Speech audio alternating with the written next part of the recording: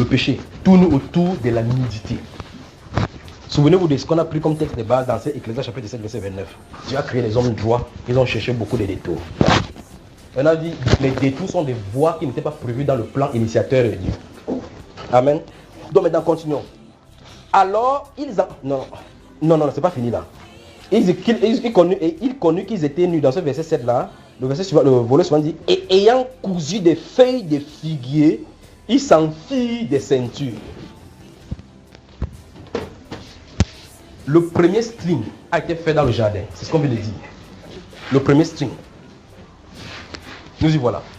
Imaginez un peu vous qui portez les strings. Vous connaissez comment vous portez, n'est-ce pas? Essayez de visualiser votre string maintenant qui est à la maison.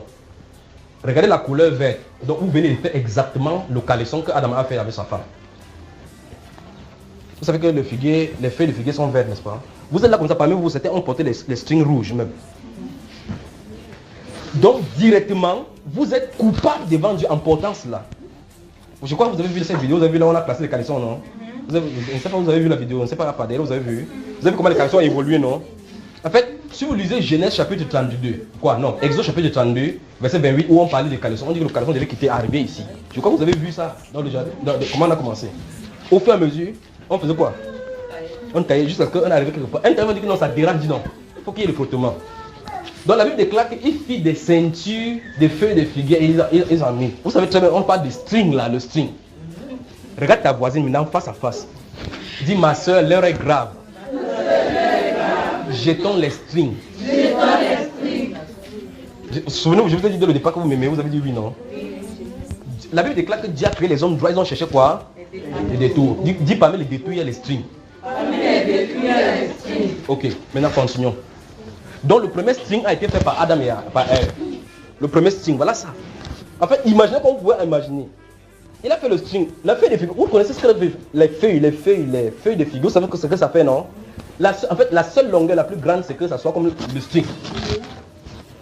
On continue. Donc le premier string a été fait dans Genèse chapitre 3, verset 7. Vous vous souvenez de ce qu'on a encore lu dans Ecclésiaste chapitre 3, on dit qu'il n'y a rien de nouveau, non? Je vous ai dit qu'il y avait l'ordinateur là au jardin, vous ne croyez pas. Voilà, le string, c'est tout là-dedans. Alléluia. Continuons ici, continuons le verset 8, regardez. Alors il entendit la voix de l'Éternel Dieu qui parcourait le jardin vers le soir, et l'homme et sa femme se cachaient loin de la face de l'Éternel. Arrêtons-nous là maintenant pour que vous voyez la chose. La même réaction est dans le monde aujourd'hui. Si vous voyez une fille avec le string, à l'instant où il veut entrer dans un lieu de culte, directement il va commencer à tirer. Vous voyez comment il tire pour cacher, n'est-ce pas? Pour cacher. Quand il voit, même dans un bureau où il y a un homme respectable, comment ça fait? Monte sur la moto. Vous savez, comment vous appelez la banque et dos nu dehors, quelque chose comme ça? Si, ça monte, ça monte. Vous devez reconnaître qu'elles sont possédées, sinon vous-même qui êtes ici. Donc le simple fait de mettre le string sur vous, votre appareil génital est possédé par un démon. Avançons seulement, vous allez voir, avançons doucement. Donc regardez, on dit, quand ils ont fait cela, ils ont entendu la voix de Dieu, ils ont fui. Pourquoi ils ont fui? En fait, souvenez-vous, ils se rendaient compte qu'ils étaient nus. Ils n'avaient pas la possibilité de recouvrir leur corps. Ils ont mis le string. Le string n'était pas suffisant. Ils ont fait comme ça là. Alors c'est caché. Autre chose pour vous montrer que c'est les rapports, c'est dans notre question. Quand ils ont péché, ils n'ont pas fermé la bouche. Ils ont couvert le string pour couvrir ce qui avait péché. La bouche mange la pomme, comme on dit là, et puis il couvre le string pour mettre ici. Qu'est-ce que ceci a à voir avec ce qu'il y a en haut? Avançons, c'est bon. Donc, verset 9. Mais l'Éternel Dieu appela l'homme et dit, où es-tu? Dis à ton voisin, Dieu cherche l'homme. Dieu veut que l'homme retourne à son poste initial. Remarquez, je vous avais dit ici que chaque fois c'est Dieu qui a pris l'initiative de venir vers l'homme. Lorsque Adam a fait cela, si Dieu restait de son côté, il ne peut pas évoluer. Voilà pourquoi dans son amour, Dieu vient vers nous pour nous racheter. Voilà pourquoi quand on prend les détours n'importe comment, il envoie sa parole pour nous faire revenir à l'ordre. Au fur et à mesure dans la parole, c'est la même chose qui va se passer. Quand Israël va pécher, il va susciter Élie. Il dit que jusqu'à quand clocherez-vous à gauche et à droite, si bas est Dieu, allez vers lui, si c'est l'Éternel, retournez à lui. Amen. Dieu suscite ses paroles, c'est chaque fois qu'il fait retourner l'argent à la route. Et Dieu ne peut pas se compromettre sur sa parole. Vous montez, vous descendez, même n'importe quoi que c'est laquelle vous avez compromis.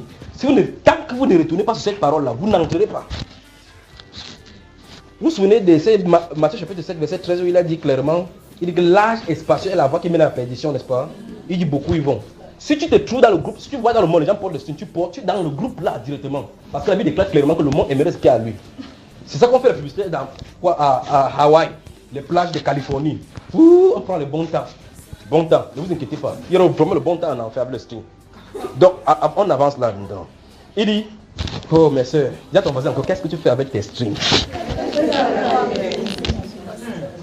Donc, il dit, mais l'Éternel Dieu appela l'homme. Et regardez franchement, réfléchissons un seul instant. Allez à la maison, même pour une dernière fois, mettez ça sur vous, regardez comment vous êtes laide avec ça.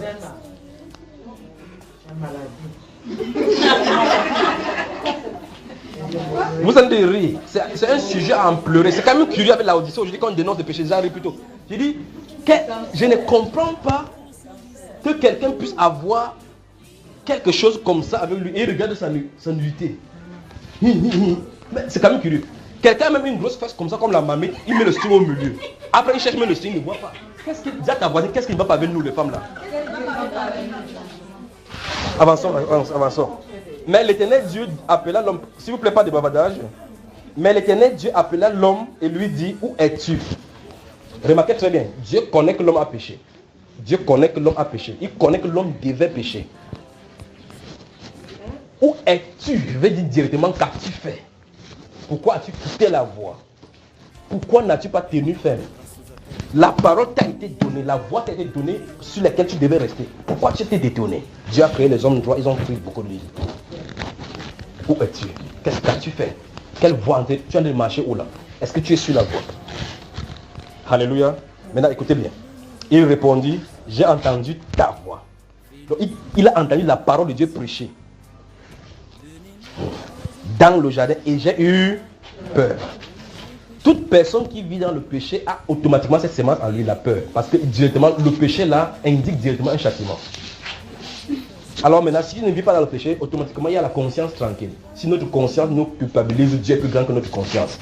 Donc ça veut dire que si tu n'as pas de culpabilité dans notre conscience, à moins que ta conscience, si ta conscience est congelée, il faut vraiment laisser au soleil pour que ça soit dégivré, pour que tu saches vraiment de quoi on en est parlé. Ouais, il y a quoi de mal à cela? Mais c'est terrible. Il y a quoi de mal à cela? Il dit, parce que je suis nu et je me suis caché. J'ai eu peur parce que je me suis nu. Je suis nu et je me suis caché. Et l'Éternel Dieu dit, qui t'a appris que tu es nu? Est-ce que tu as mangé de l'arbre dont je t'avais défendu d'en manger? L'homme a répondu, maintenant les ping-pong ont commencé. L'homme répondit, la femme que tu as mise, il a balancé ça sur Dieu. La femme que tu as mise auprès de moi m'a donné de l'arbre et j'en ai mangé. Pour dire que si tu ne m'as pas mis cette femme-là, je n'aurais pas fait. Et en partie, il avait raison. Si Dieu n'avait pas fait la femme, il serait arrivé là-bas. Donc Dieu a vu que non, c'est calé sur lui. Il a balancé à la femme. Pourquoi tu fais cela? Il dit sur le serpent. Le serpent n'avait personne sur qui il a balancé. C'était terminé, le problème était réglé. Quand c'était tombé sur le serpent, les sanctions ont commencé. Alléluia. Et c'est le principe donc qui gouverne cette façon de faire qui se trouve dans le monde. Quand quelqu'un pêche, on dit que ouais, c'est telle personne. J'ai l'échec comme ça parce que si ma tante n'avait pas fait telle chose, si mon grand-père n'avait pas fait ceci, la Bible déclare dans la Matthieu chapitre 3, verset 37-37, qu'il y a-t-il quelque chose qui arrive sur la terre sans que l'Éternel l'ait ordonné? Pourquoi l'homme vivant se plaindrait-il? Que chacun se plaigne de ses propres péchés. Amen. Donc parle de ta part. Souvenez-vous de ce qu'on a dit la dernière fois. Ouais, les catholiques vont tuer le dehors. Nous-mêmes qui sommes là comme ça, nous ne sommes pas encore sûrs d'entrer. La Bible déclare que et si le juste se sauve avec peine, l'impie que deviendra-t-il? Je vais tourner chaque fois, je vais vous dire, expliquer ce qu'il dit chaque fois. Que le but premier de Dieu, c'est pas qu'on va prêcher. Le but premier, c'est de vivre d'abord la chose. Qu'elle est fait transformer par cette chose-là. Quand ça va te transformer, ta vie sera un témoignage vivant. Prenons un exemple, tu sors avec une fille, tu sors comme ça, tu es une fille, on dit que non, comme dans les dimensions, on dit, allez prêcher, donc, je me programme, me joue d'évangile, tu pas évangile, tu sors avec le pantalon, les fesses sont dehors, tu tires, ça fait beaucoup, bon, tu tires, ça va. Tu rencontres une fille qui, pendant qu'elle est comme ça, elle tourne comme ça, je suis bon, je suis bon. Pendant qu'elle baisse le string, elle tire comme ça, tu fais. La prostituée et toi, vous n'êtes pas différents. Alors, les prédicateurs de l'enfer ont trouvé des stratégies. Quand tu pars en milieu des prostituées, ne faut pas t'habiller avec les pains parce qu'on va voir, on va fuir. Donc il faut flatter les gens.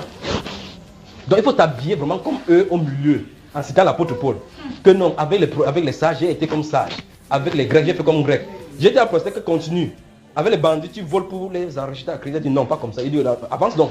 Avec les prostituées, tu couches avec les prostituées pour gagner les prostituées. Il dit non, il n'y a pas de compromission. Ce n'est pas ton... Écoutez, quand tu veux annoncer l'évangile à quelqu'un, tu ne veux pas annoncer pour lui plaire. Quand tu viens dire la vérité à quelqu'un, tu ne veux pas lui dire la vérité pour lui plaire. Il n'y a pas de complaisance là-dedans. Tu annonces la vérité. Prostituée, si tu meurs comme ça, tu iras en enfer. Et on dit que non, pour que je m'arrive là-bas pour lui parler, puis il comprend, il faut que je m'habille comme une prostituée pour aller le faire. Directement, toi-même tu es prostituée. Il faut que tu te prêches à toi-même. Amen. Donc je parle de cette prédication pour que vous voyez comment les gens utilisent des détours. Alors on a convenu des petites choses, stratégie de l'évangélisation. Vous pensez que l'apôtre Paul allait prêcher aux sorciers, comment il a fait comme des sorciers pour pouvoir les délivrer? Quelque chose est en train d'arriver à l'humanité. L'humanité est en train de décroître de façon exponentielle. On est en train de chuter, on est en chute libre là vraiment. La décadence morale est grave. Dieu a créé les hommes droits, ils ont pris beaucoup de détours. Avançons rapidement là, dans ce Genèse chapitre 3. Donc pendant qu'on y est là maintenant, il n'y a que deux voies. Ou bien tu es dans l'obéissance, ou bien tu es dans la désobéissance. Ou bien tu es dans la perdition, ou bien tu es sur la voie du salut.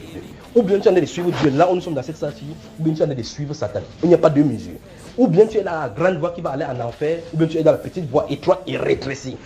J'avais dit prêcher en 2009, j'ai dit aux gens que commencez à faire votre liste des choses qui peuvent vous amener, vous allez remarquer. On dit étroite et rétrécie. Ça veut dire que c'est un endroit où quand les gens avancent, plus on avance, plus c'est rétréci. On dit que non, la condition est difficile ici. Jésus avait bien dit, le prix à payer pour être un disciple. Il dit que si vous ne détestez pas votre propre vie, vous ne pouvez pas être son disciple. Dans les sens où tu te mets dans la parole, tu dis que waouh, je suis belle encore. Il y a un problème avec toi et Dieu. Ok, avançons ici. Et l'Éternel dit à la femme, pourquoi as-tu fait cela? La femme répondit, verset 13 là. Et l'Éternel Dieu dit à la femme, pourquoi as-tu fait cela? La femme répondit, le serpent. Vous avez vu la chose, n'est-ce pas? La séduction. Donc, dans toi, la femme se trouve dans la possibilité et les potentialités de séduction. Regardez les publicités. Regardez. Quelqu'un vient pour ouvrir la bière. Il y a une publicité qui vient à la 7 maintenant. Un serveur de bière est en train de servir la bière. Une femme l'a envoûtée. En regardant comme ça, il entre dans la piscine. Pour montrer qu'elle est envoûtante. Destructrice. Lisez votre prophète, vous allez voir clairement comment le mieux donne le conseil au roi. Il dit qu'il ne se tourne pas vers les femmes qui tournent la tête des rois. Ça n'est pas encore, c'est quoi les questions. Les rois. Là, en fait, vous connaissez Hérodie dans la Bible avec dans Matthieu chapitre 14, n'est-ce pas? Elle a fait Tingiligirandetin. Mais le roi a fait comme des mouchoirs sur ses yeux comme ça que quoi, c'est la fille de qui ici là? Elle tourne les reins. Il dit que non, c'est ta fille, non, tu l'as bien formée, elle danse très. Elle a les coups de reine Jennifer Lopézic. Elle a dit que dis-moi ce que tu veux. On a demandé à la tête de Jean-Baptiste. Un prophète est mort à cause de la danse d'une femme. Un prophète est mort. Le prophète est mort à cause de la danse d'une fille. Donc de la démarche. Elle a fait la démarche au milieu des gens. Waouh. Vous savez, les TV, vous savez Fashion TV là, non? Elle se tortille. Et remarquez très bien. Depuis donc ces péchés, la femme a commencé à se tortiller comme le serpent. La séduction. Ok, continuons ici. L'Éternel, verset 14. L'Éternel Dieu dit au serpent, puisque tu as... Regardez, il n'a pas posé la question pourquoi tu as fait cela. L'ascension a commencé. Puisque tu as fait cela, tu seras maudit entre tout le bétail et entre tous les animaux des champs. Tu marcheras sur ton ventre. Donc il ne marchait d'abord pas sur son ventre. C'est ce qui est écrit dans le noir et blanc. Tu marcheras sur ton ventre. Tu marcheras sur ton ventre directement. Vous voyez votre livre de bébé que vous voyez, la sémence commence là. Vous avez des bibles chrétiennes qu'on a dit pour les enfants. On met les images. On dessine un genre. Voilà pourquoi cette doctrine qu'on prêche là, ça dérange. Parce que depuis la naissance, on a enseigné aux enfants que c'est les pommes. Vous prenez le livre des bébés, on a dessiné un arbre là-bas avec Adam qui est à côté avec les feuilles comme ça là. Je sais pas, et comme top et des filles qui ont. Ne dessinez pas des bêtises, déchirez ça dans vos bibles. Parce que cette image-là est imprégnée dans l'esprit du bébé. Tu vas me prêcher la vérité, s'il ne peut pas comprendre. Parce que dans son livre, c'est écrit. On dit clairement que tu vas marcher sur ton ventre. Dans les livres, on dessine le serpent qui est enroulé. Alors que c'est après avoir fait péché qu'il a été comme ça. Que Dieu nous vienne vraiment en aide. On continue. je mettrai inimitié entre toi et la femme. Vous voyez ça directement, il a parlé maintenant de Christ et de l'église là maintenant. De Christ et des serpents. Vous voyez cela? Je mettrai inimitié entre toi et la femme, entre ta postérité. Soulevez-vous, dans votre version, c'est la descendance. Entre ta descendance et sa descendance. Je ne comprends pas que les prédicateurs puissent lire ces choses-ci. Ils disent que la descendance de la femme c'est Christ et ils ne peuvent même pas trouver l'autre descendance. Ils ne peuvent pas comprendre que. Donc je ne comprends pas que la Bible, Dieu lui dit ici qu'il y a deux postérités. Deux. Il dit qu'il y a antagonisme entre les deux postérités. Il y aura une division perpétuelle entre les deux postérités. Les prédicateurs disent que non, la postérité c'est Christ. Et Genèse, Galates chapitre 3 dit clairement qu'il parle de la postérité, c'est-à-dire de Christ. Alors personne ne s'évertue à chercher l'autre postérité. C'est pas bizarre ça? Voilà, on dit qu'il veut mettre un antagonisme entre ta postérité et sa postérité. La postérité de la femme c'est Christ, littéralement. Vous ne pouvez pas dire autrement. C'est ça, c'est la postérité. La question c'est maintenant, c'est l'autre postérité, donc c'est qui? Et c'est où? Amen. Ok. Il dit, verset 15 la suivante, dit, celle-ci t'écrasera la tête et tu lui briseras le talon. Et là, littéralement, effectivement, accomplit cela où? À la croix de Golgotha. Amen. Amen. On continue. Verset 16. Il dit à la femme, dites aux frères d'entre eux que les frères se trouvent dehors. Il dit à la femme, verset 16, j'augmenterai la souffrance de tes grossesses. Je vais encore corriger quelque chose ici qu'on a mal interprété. Je ne parle pas qu'on a mal interprété dans la Bible. Je vais dire, vous allez suivre. Je vais corriger quelque chose qui est une mauvaise interprétation de la chose qu'on a dit. Regardez ce que Dieu dit. J'augmenterai la souffrance de tes grossesses. Dieu n'a pas dit que c'est le jour où tu vas pousser où il y aura la souffrance. Dieu n'a pas dit que c'est le jour où tu passes sur la table pour pousser. Donc depuis le temps que tu as conçu, jusqu'au temps que tu affranches, les souffrances peuvent être n'importe où. Il faut que vous compreniez. C'est ce qui est écrit là-bas. Il dit j'augmenterai la souffrance de tes grossesses. Donc c'est normal que l'enfant te dit c'est toi qui nous as fait pécher le monde ici. Alléluia. Et tu enfanteras avec douleur et tes désirs se porteront vers ton mari. Mais le mot hébreu là-bas c'est gouverner. Parce que c'est pas la dictature, la domination. Directement après le péché, Dieu a réglé le flotte maintenant que l'homme est le chef de la femme. Depuis le Nouveau Testament, c'est ça qu'on va développer. Et voilà pourquoi la foi va dire qu'elle dénonce dans le Seigneur, comme le dit aussi la loi. Donc si on en a la loi, on va trouver. Amen. Amen. Mouvement féministe alors, où est-ce que ça se trouve? Égalitaire, égalitariste. Non, l'homme et la femme sont égaux. C'est ça, n'est-ce pas? L'humanité va rendre compte à Dieu. Dieu a créé les hommes droits, ils ont cherché beaucoup de détours. On continue. Souvenez-vous de ce deuxième passage de Ecclésiaste 3. Ce que Dieu a créé, courbé, ne doit pas être touché. Ce que Dieu a créé. Je vais vous poser la question tout simplement, ne vous inquiétez pas. Vous avez dit que vous m'aimez dès le départ, n'est-ce pas? Je vais vous poser une question, vous allez me répondre ici, ce soir-ci. On avance. On avance. Verset 17. Il dit à l'homme, puisque tu as écouté sa voix, la voix de ta femme, et que tu as mangé de l'arbre au sujet duquel je t'avais donné cette ordre, tu n'en mangeras point. Le sol sera maudit à cause de toi. Pourquoi Dieu n'a pas maudit les arbres, il a maudit le sol, bien aimé? Pourquoi? Qu'est-ce que le sol a à voir là-dedans? Ils ont couché au sol. Donc, il dit, le sol est maudit à cause de toi. C'est à force de peine que tu en tireras ta nourriture tous les jours de ta vie. Voilà pourquoi dans le Nouveau Testament, il dit que le lit conjugal soit exempt de souillure. C'est sur ça qu'on couche pour faire quelque chose de parfait. Donc, faisons attention. D'accord? Ok. Vous ne vous êtes jamais posé la question pourquoi il fallait que le sang de Jésus-Christ, un sang coule pour que le péché soit pardonné. Vous ne vous êtes jamais posé la question. Posez cette question à un prédicateur. Quand vous prêchez l'évangile là, dites-nous pourquoi il fallait que quelqu'un verse le sang pour que le péché. Pourquoi on ne dit pas seulement Seigneur pardonne le péché et que c'est pardonné? Pourquoi sans effusion de sang il n'y a pas pardon? Pourquoi? Il faut que les prédicateurs, les anciens gébestistes et ceux qui portent les blouses pour enseigner aux autres à l'école biblique puissent comprendre cela. Il y a un pourquoi dans la Bible, il faut que le sang soit versé. Parce que le sang a été versé lorsque l'hymen de Ève a été versé sur la terre. C'est le principe. C'est normal. Si je ne comprends pas l'autre, c'est parce qu'on a déjà dit beaucoup de choses qui touchaient à cela. Quand le serpent a couché avec Ève, il l'a déviégé. Si vous ne comprenez pas, vous ne comprendrez jamais. Pourquoi Dieu n'a pas choisi que non, je vous pardonne? demande seulement pardon, lui pardonne. Voici pourquoi les musulmans ne peuvent pas comprendre ces choses-ci. Que non, Dieu, effectivement, ils ont raison en partie parce que les chrétiens n'ont pas compris eux-mêmes ça. Que non, Dieu n'a pas besoin qu'on verse. C'est pour ça qu'ils refusent que Jésus-Christ, le salut est en Jésus-Christ. Parce qu'ils disent que Dieu n'a pas besoin de sacrifier quelqu'un pour que les gens soient pardonnés. Et la Bible nous dit clairement que sans effusion de sang, il n'y a point de pardon. À moins donc que tu acceptes que Christ est mort pour tes péchés, tu ne vas pardonner. Même si tu dis que pardonne-moi Seigneur. Parce que le pardon n'est que dans le sang du Seigneur.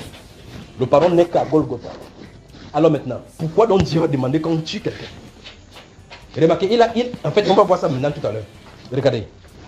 Regardez, je vais vous expliquer quelque chose pour que vous voyez, pour que vous compreniez ce que je suis en train de dire. Pour que le fait qu'on vous ait expliqué que c'est le fruit que quelqu'un a mangé pour pécher, pour que vous voyez très bien que c'est un non-sens même dans la Bible. Vous y êtes? Ok. On arrive là, on arrive. Veuillez vous asseoir, bien aimé. Veuillez vous asseoir. Reculez-vous. Vous asseyez. Que Dieu vous bénisse. Donc, vous m'aimez toujours, n'est-ce pas? Je n'ai pas encore commencé à poser des questions. C'est moi qui vais vous poser la question ce soir. Et on va répondre à la lumière de la parole. Il n'y a pas de questions que quand on pose, vous restez tranquille. Vous allez répondre. Je vous le dis. Souvenez-vous du texte de base. Dieu a créé les hommes droits. Ils ont cherché beaucoup de... Donc il y a beaucoup de détours qu'il va falloir qu'on se calme. C'est sur vous maintenant. On avance. Donc regardez. Il dit, le sol sera maudit à cause de toi. C'est ta force de peine que tu en tireras ta nourriture tous les jours de ta vie. Il te produira les épines et des ronces et tu mangeras de l'herbe des champs. Regardez très bien. Ah mon Dieu. Qu'est-ce que l'animal a fait pour que Dieu puisse le tuer? En fait, avançons, non, pas encore lui là-bas. C'est à la sueur, verset 19, c'est à la sueur de ton front, ton visage que tu mangeras du pain, jusqu'à ce que tu retournes dans la poussière, d'où tu as été pris, car tu es poussière et tu retourneras dans la poussière. Voici un verset qui a égaré les témoins de Jéhovah. Voici un verset qui a égaré les témoins de Jéhovah. Parce qu'il dit que l'homme est poussière, il est dans la poussière. Or, Dieu a d'abord créé, ils oublient que dans Genèse 1, 27, Dieu a créé d'abord l'homme à son image. Dieu est-il poussière? Non. Alors, voici la chose, mes chers amis.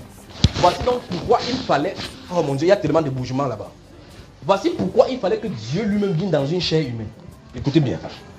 Voici pourquoi il fallait que c'est Dieu, littéralement, qui vienne dans une chair humaine. Parce que d'abord, c'est lui qui a pris l'initiative de mettre l'homme dans la chair.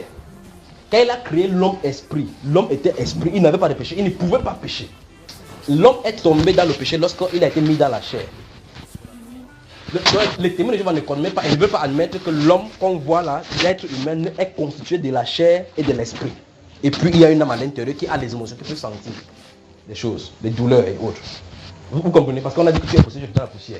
Dieu a donné la sanction à l'homme pécheresse, pas à l'homme qui est selon son esprit.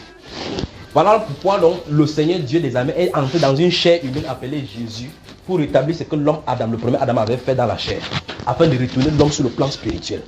Alors, si quelqu'un croit en Christ, il naît de nouveau, pas selon la chair, mais selon l'esprit, une nouvelle naissance. Alléluia. Ok, avançons. Oui. Développons. Lorsque Dieu a créé Adam et Ève, ils étaient esprits à ce moment-là. Non, Dieu n'a pas créé Adam et Ève esprit. Dieu a créé l'homme et la femme simultanément. Les deux esprits étaient collés. Je ne comprends pas. Dieu a d'abord créé Adam. Oui. Adam était... Non, il a créé Adam et Ève. Il n'a pas créé deux esprits simultanés. Il a créé le même esprit, les deux, l'esprit de la femme et l'esprit de l'homme, le même, identique.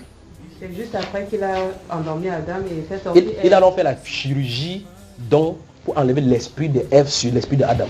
À quel moment ils ont été charnels? À l'instant où Adam a été endormi, quand il a endormi Adam. Suis bien.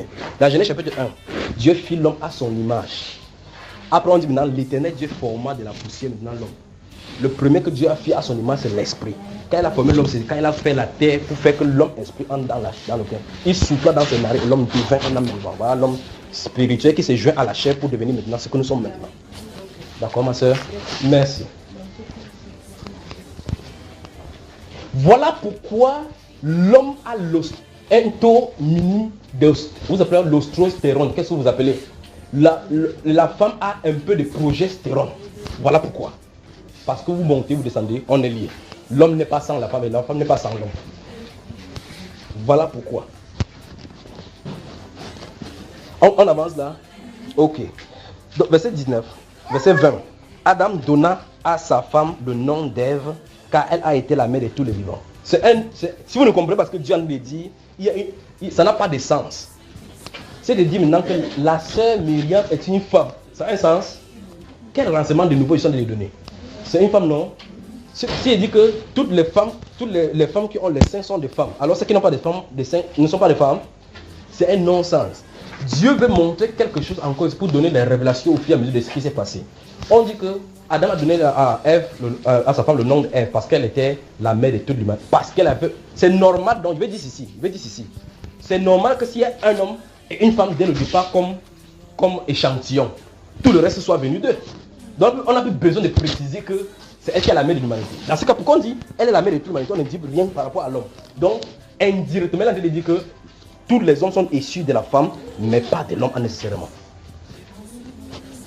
Donc ça veut dire que Caïn, son père, était Satan, comme on a vu dès le départ.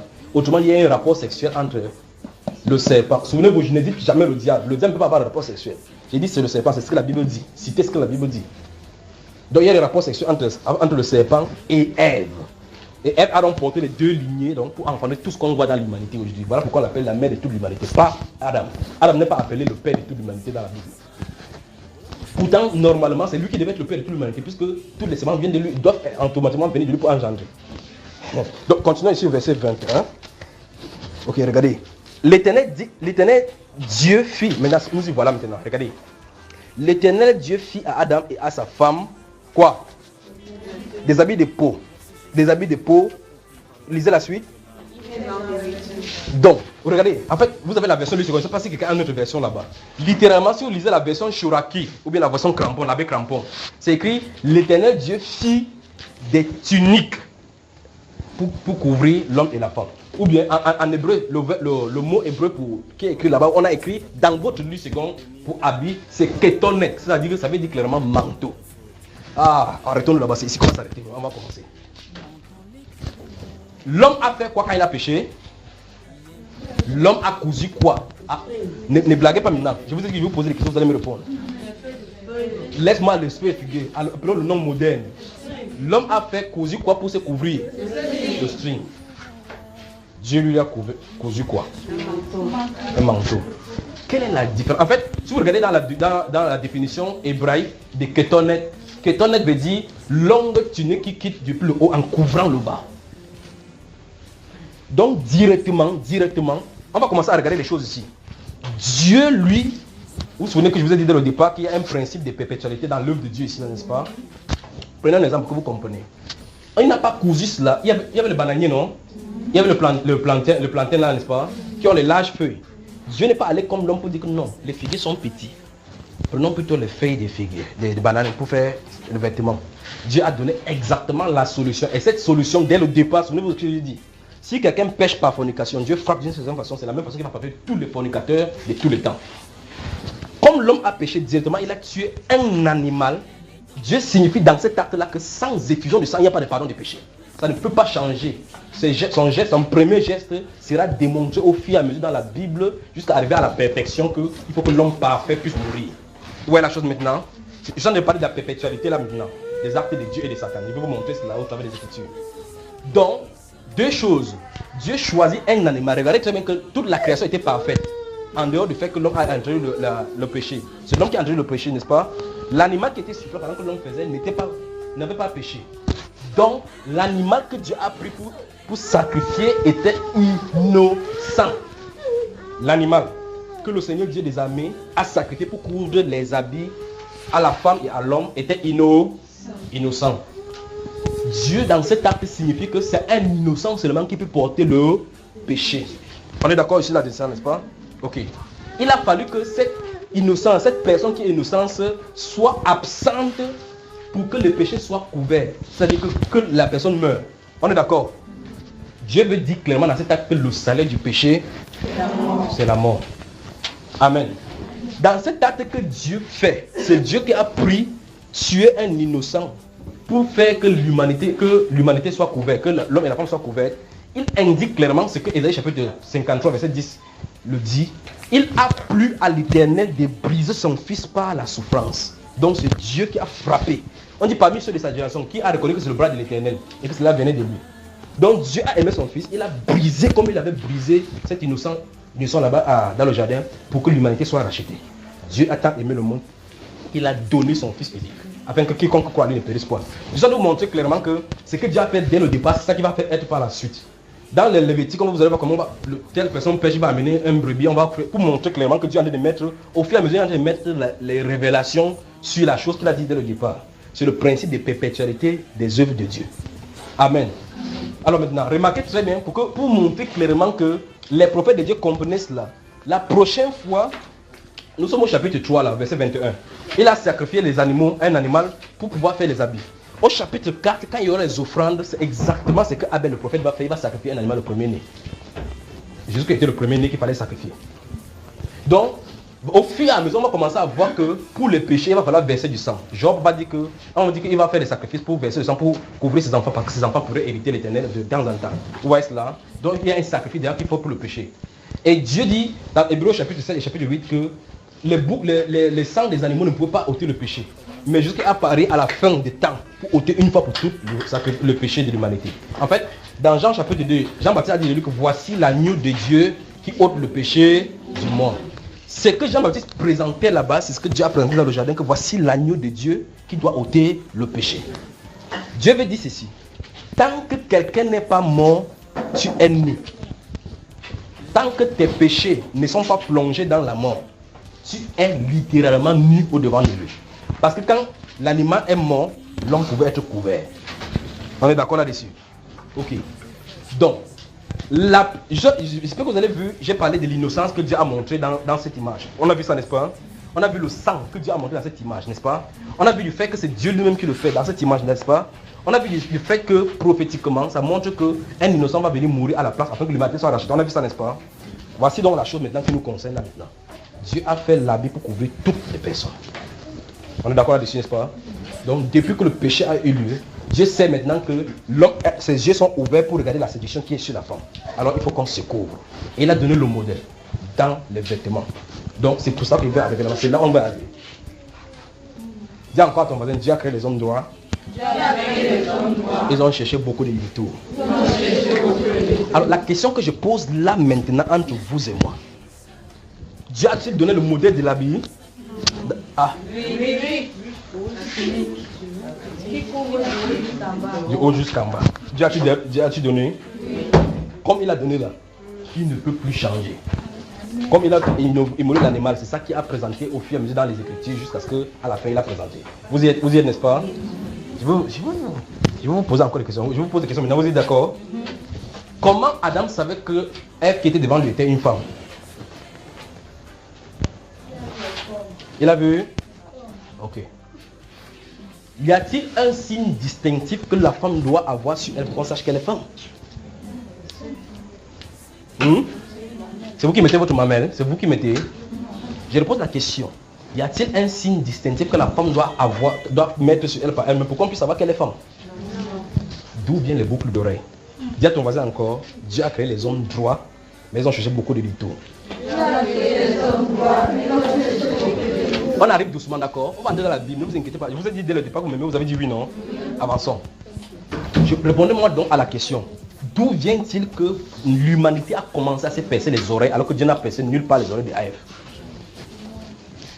Je pose une question encore autrement. Quand Dieu parlait à Adam et à Ève, ils entendaient avec les oreilles, n'est-ce pas? Il y a ta voisine, donc il y avait un trou que Dieu avait percé pour leur donner la capacité de l'entendre.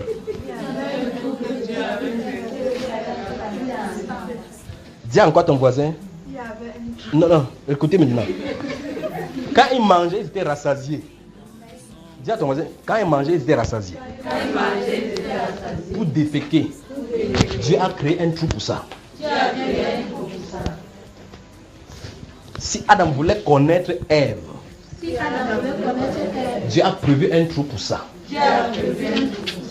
Maintenant, regarde quelqu'un en pointant dans les oreilles. Dis maintenant que tout ce que Dieu a créé n'a pas besoin d'être tordu. Ce qui est tordu ne peut pas être régressé. Vous commencez à comprendre là où je suis en train de venir, non? C'est la Bible, mes chers amis. C'est la Bible. Donc, ça veut dire que la personne qui vous a percé les oreilles va rendre des comptes à Dieu. Souvenez-vous de ce qu'il dit. Tout ce que Dieu a mis dans l'univers est parfait et n'a pas besoin d'être modifié. Regardez la tradition qu'on a trouvée. Vous montez, vous descendez avec nous, on a trouvé la tradition. Et on est en train de perpétuer. Mais vous n'avez pas d'excuse ici. Vous avez par exemple percé vos oreilles. Là, c'est compréhensible que peut-être vous étiez dans l'ignorance. Parce que la Bible déclare qu'il ne tient pas compte de temps d'ignorance. Appelle les gens à faire quoi? À se repentir tout simplement. Je vais vous montrer vraiment la signification biblique de mettre des boucles à l'oreille. Ne vous inquiétez pas, on va arriver tout à l'heure, vous allez voir dans la Bible. Juste avant de partir, il parle de vous les femmes. Hein. Les hommes ont pour eux. Donc on va y arriver, c'est pas pour eux. Pour vous, c'est ceci. Regardez bien l'image qui sont de vous présenter depuis la Genèse. Dieu a créé et tout ce qu'il avait créé était donc parfait. Donc quand il a créé l'être humain, l'homme, il n'a pas dessiné les serpents sur son corps. Donc toute personne qui met des tatous sur son corps est coupable devant Dieu. Plus tard dans Genèse, dans Lévitique chapitre 18, le verset 19, il va dire que littéralement, qu'on ne se faisarait pas des images sur le corps. La version anglaise dit You will not do tattoo on you. Tattoo, c'est écrit littéralement dans la version anglaise tattoo. Lévitique chapitre 18, le verset 19. Donc faisons attention à ce qu'on fait. Qu'est-ce qui se passe? Satan donc initie les mots pour détourner les gens. Vous voyez quelqu'un, les femmes maintenant, regardez bien. Je vous avais dit qu'il n'y a pas un péché qui est seul. Quand la femme a commencé à porter les pantalons, il faut maintenant faire les tailles basses. On va mettre les papillons ici pour qu'on fasse n'importe comment. Alors il faut poser des habits qui seront en haut pour qu'on voit les fleurs, les charbons, le cœur qu'on a envoyé les flèches sur ça pour dire que son cœur a été poignardé par Satan. En gravant sur le corps, je vous le dis, priez Dieu pour qu'il efface ça par le sang de Jésus. Je vous le dis. Parce que toute désobéissance est un péché, vrai ou faux.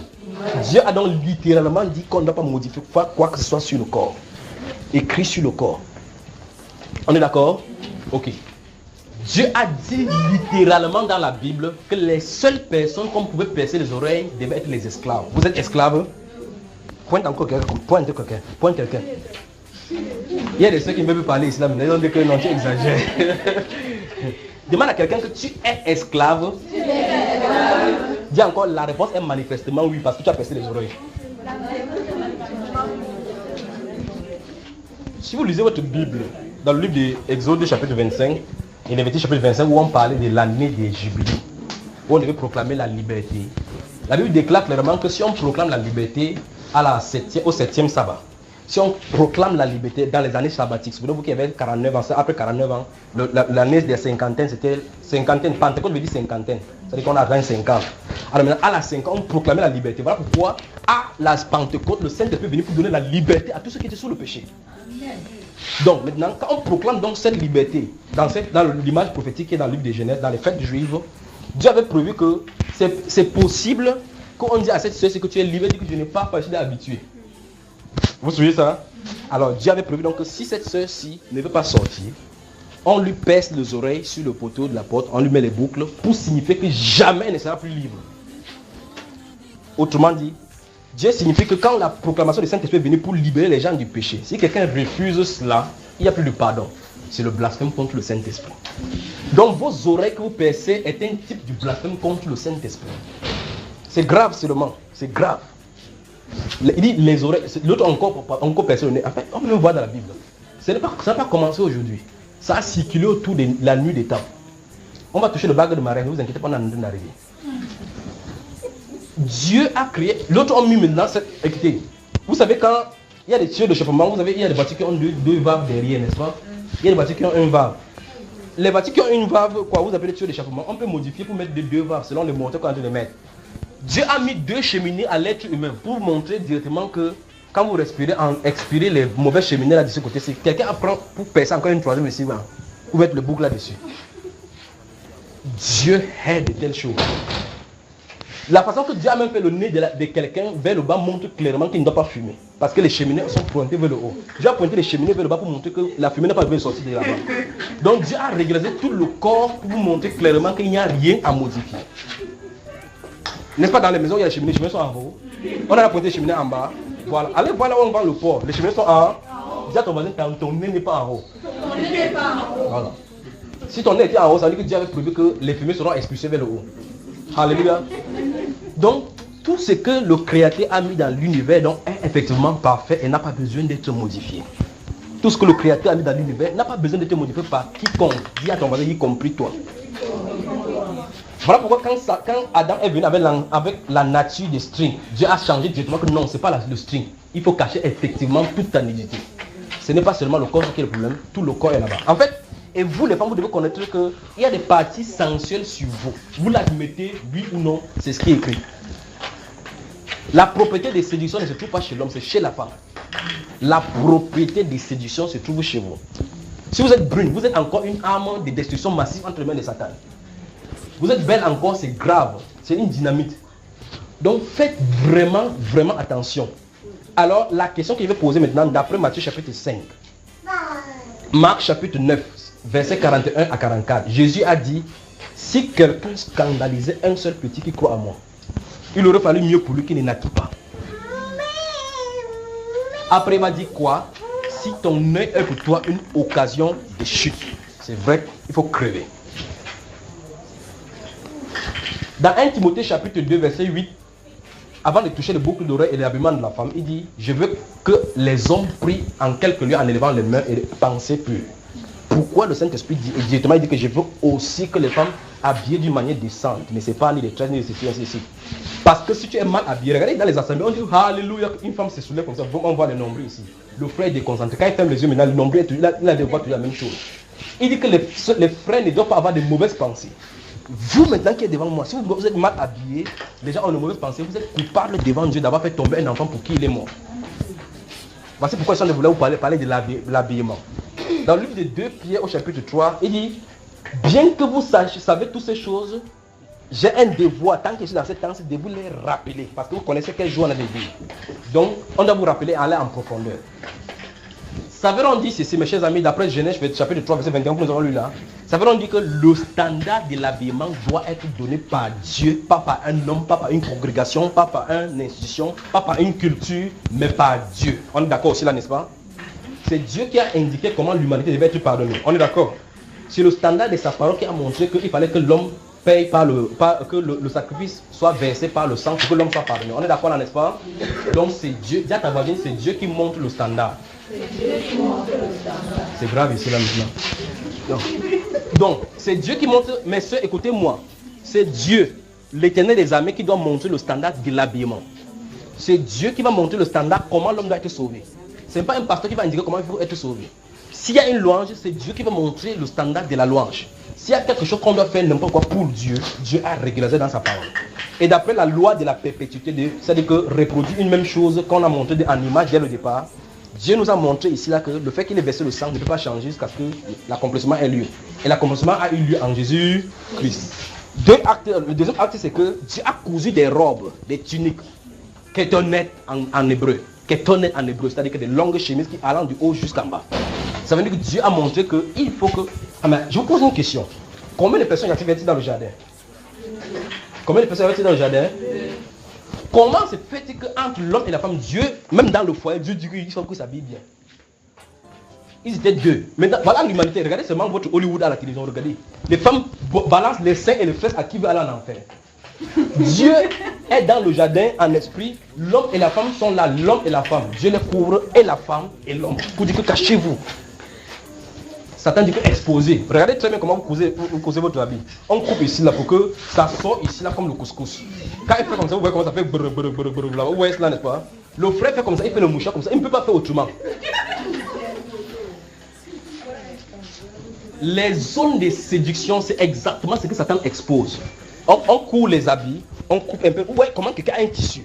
Il court, après il fait le voir. Il jette. Tu te poses la question, pourquoi il coupe ce tissu pour jeter?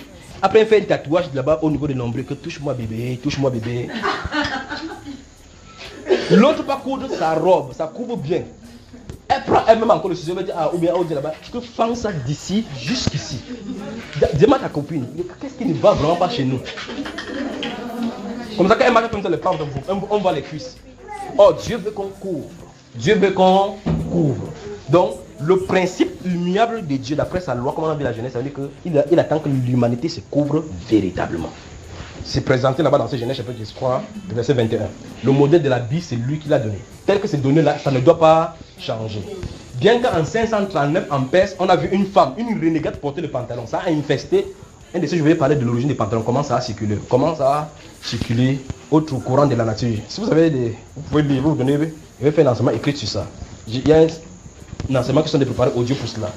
Mais je veux seulement vous montrer que si vous ne comprenez pas ce que Dieu a rejeté dès le départ, il va rejeter jusqu'à ce que l'humanité arrive à sa fin. Il y a quelque chose qui ne va pas chez vous. Parce que Dieu ne peut pas rejeter quelque chose dès le départ, il change. A-t-il rejeté le string qu'Adam a cousu? Dis à ta voisine maintenant, jette tes strings. Il y a des gens qui ne veulent pas parler. Mais il n'y a pas de problème, je m'adresse pas à tout le monde. Souvenez-vous, je vous ai dit dès le départ qu'il y a 2 semences. Chaque semence va choisir son camp. Il a dit, mes brebis entendent ma voix. C'est la voix de l'Éternel. Je ne suis pas de sortir la Bible d'un côté ni d'un autre. Adam a cousu les strings. Il a fait comme ça, boum, boum, boum, boum, boum, ça n'a pas donné. Elle aussi, boum, boum, boum, boum, ça n'a pas donné. Dieu est venu, il a cousu les tuniques. On a vu ça, n'est-ce pas? Ok, donc Dieu a mis le modèle de l'habit de l'homme et de la femme. Maintenant, pour vous montrer ce qu'il en est. Quand il a sacrifié cet agneau sans tache ni ride, plus tard on a vu dans la loi clairement comment il fallait sacrifier. Alors Dieu va amener et le sacrifice dans la loi, amener l'habillement aussi dans Deutéronome 22, verset 5.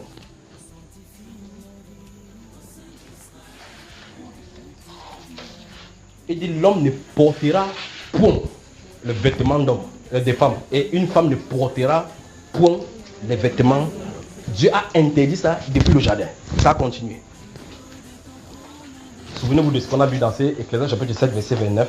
Dieu a créé les hommes droits, ils ont cherché beaucoup de détours. Maintenant, Dieu, donnant le modèle, instituant dans la parole, fait une signature. Quiconque fait ces choses est en abomination à l'Éternel.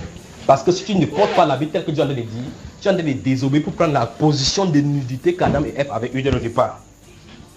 Donc tu as rejeté la loi du sacrifice. Tu as refusé et tu es en train de refuser le fait qu'il faut que Dieu verse son sang pour te couvrir. Parce que quand il verse le sang, automatiquement il faut qu'il te couvre. Et tu refuses le vêtement, donc tu as refusé le sacrifice. Deutéronome 22. Un pasteur a lu ce Deutéronome 22. Si vous avez ça devant vous, vous allez remarquer ce qu'il veut dire. Dans ce chapitre 22, verset 5, on dit clairement ce que je viens de citer. Et au chapitre 11, au verset 11, il y a quelque chose. Je vous le dis, si on ne vous a pas envoyé prêcher la parole de Dieu, ne l'avez pas dit à quelqu'un parce que vous allez faire des problèmes. Vous allez avoir des problèmes avec le Seigneur Dieu des armées. Quelqu'un lit le verset 11 de ce Deutéronome 22. Vous voyez ce qu'il en dit.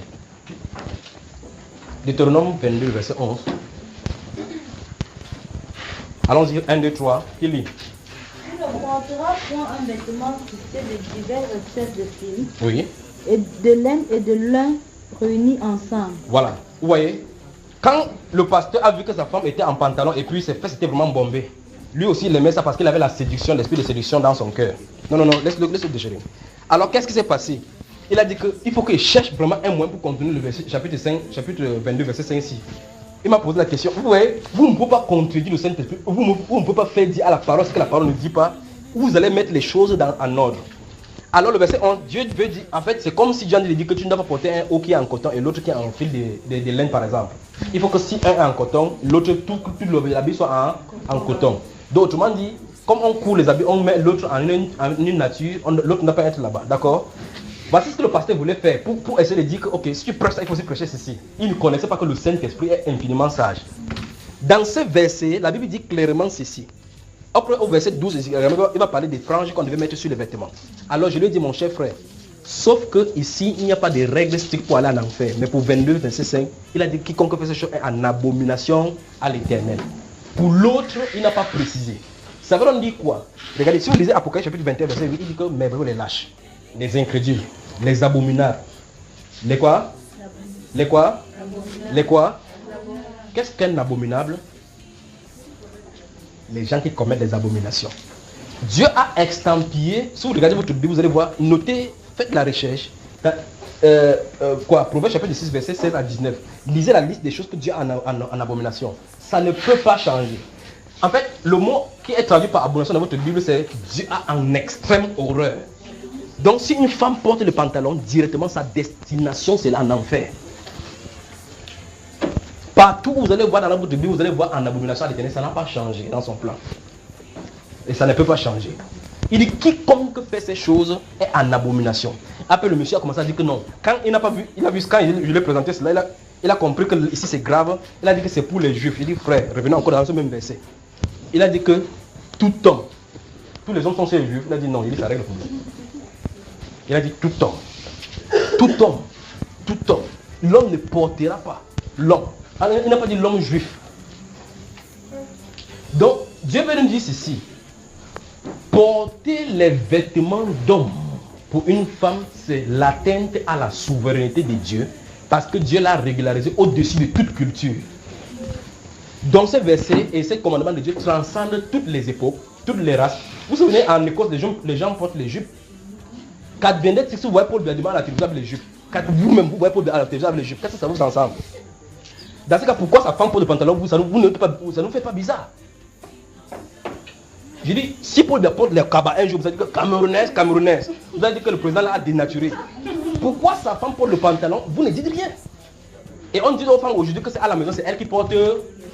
Les païens donnent ces preuves pour signifier qu'elle ne devrait pas porter le pantalon. Autrement dit, le pantalon est destiné pour l'homme. Mes chers soeurs, qu'est-ce qui ne va vraiment pas avec nous? On est sur le pantalon là maintenant, vous avez compris, n'est-ce pas?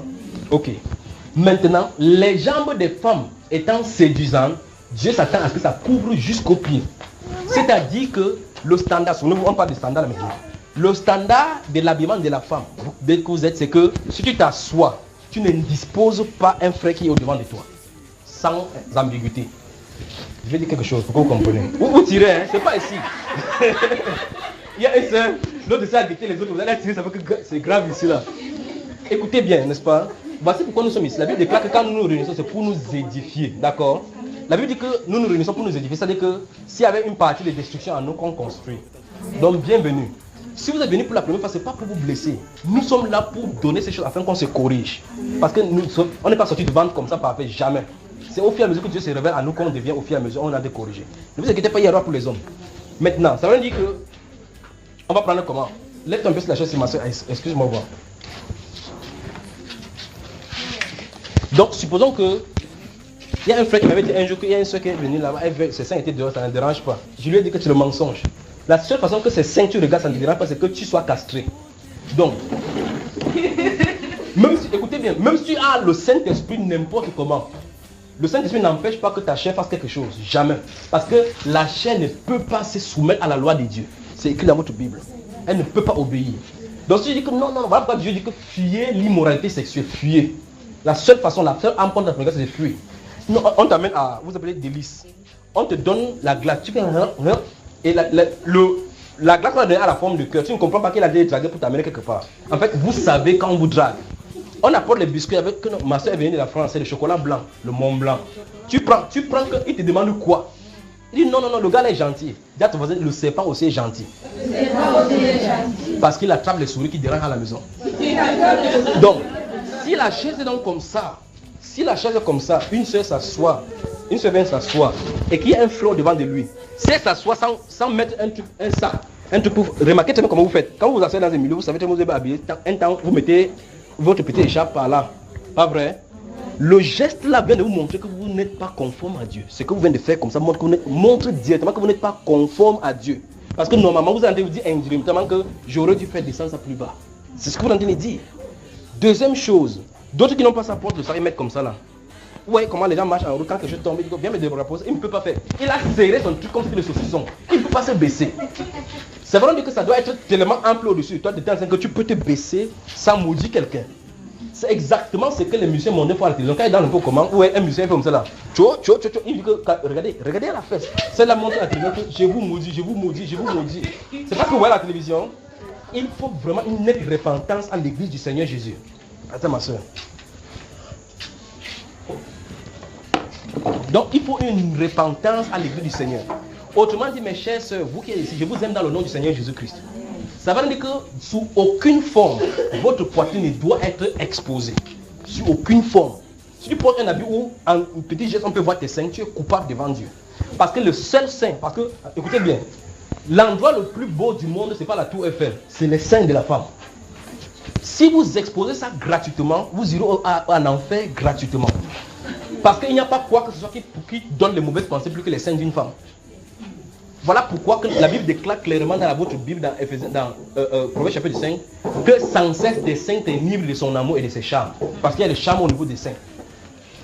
Alléluia. Ok. Donc, dis à ta voisine doucement, la réforme vestimentaire. Vestimentaire. Dieu nous appelle à la sainteté. Dieu nous appelle à la sainteté. Je vais citer une partie de l'Écriture pour que vous compreniez ce qu'il en est dit. Dans Tite chapitre 2, le verset 3 dit clairement que les femmes âgées doivent aussi avoir l'extérieur qui convient à la sainteté. Donc il y a une sainteté à l'extérieur de la femme qui doit professer. D'accord? Il y a une sainteté à l'extérieur. Autrement dit, une femme, quand elle s'habille, elle va dégager d'abord la sainteté. On va la voir à l'extérieur, sachant que c'est une sainte femme d'abord.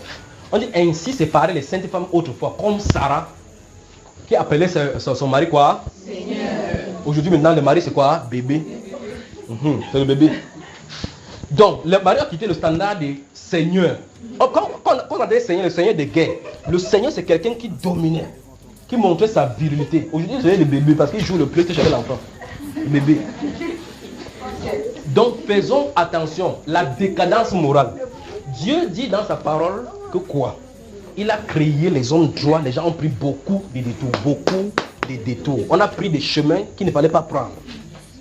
L'un des chemins donc, c'est exactement au niveau du vestimentaire. Si vous voulez, Yves Saint Laurent lui-même, qui est un créateur de mots, dit directement, la femme venait d'intégrer le pantalon. La femme venait d'intégrer le pantalon. Yves Saint Laurent, vous le connaissez. Donc maintenant, je vous pose la question. Allez-vous, oui ou non, remonter votre jeu ou bien descendre? Après ça entre votre main.